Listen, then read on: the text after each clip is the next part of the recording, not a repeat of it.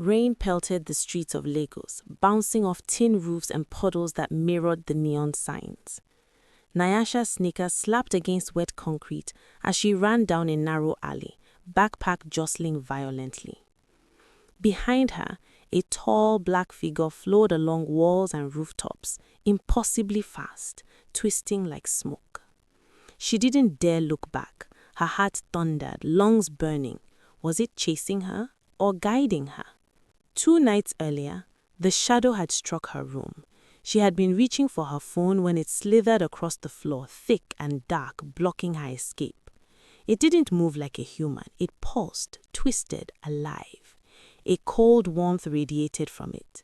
Nyasha had screamed, but her voice had seemed to vanish under the storm's roar.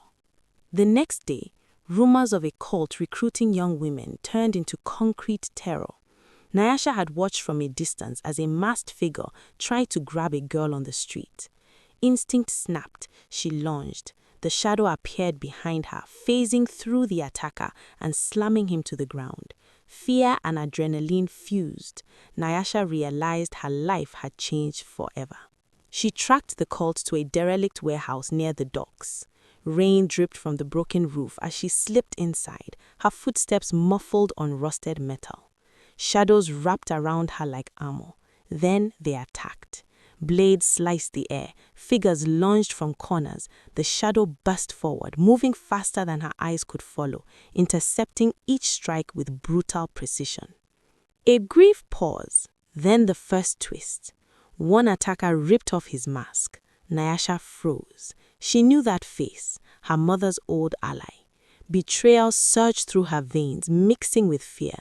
Before she could process it, another assailant swung a dagger. The shadow surged, shoving her aside, its form twisting around her like liquid black steel, giving her impossible speed and reflexes.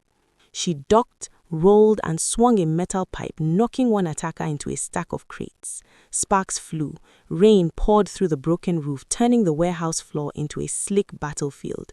Every move was mirrored by the shadow, her mother's presence guiding her hands, her eyes, even her heartbeat. Cornered on the warehouse roof, the cult leader raised a long dagger, eyes burning with obsession. The wind howled, rain blinding.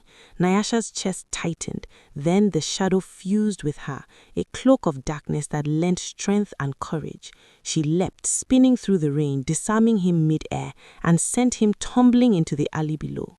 The remaining cultists scattered, powerless against the combination of fear and fury she now embodied. When the dawn came, Lagos streets shimmered wet and quiet. Nyasha stumbled into her room, drenched but alive. The shadow lingered, smaller now, her mother's eyes soft and proud. "I am always with you," the spirit whispered before fading entirely. Nyasha sank onto her bed, rain dripping from her hair. Her pulse slowed, but the adrenaline still coursed through her veins. She realized that courage, like love, doesn't vanish. It changes shape, becomes something stronger when you need it most. Fear would always return, but now she had a shield she could trust, a power born from her mother's protection. Moral lesson for this story is that true protection can be violent, fast, and unexpected, but it comes from love. Courage is forged in danger, not comfort. Letting go doesn't erase love, it transforms it into strength.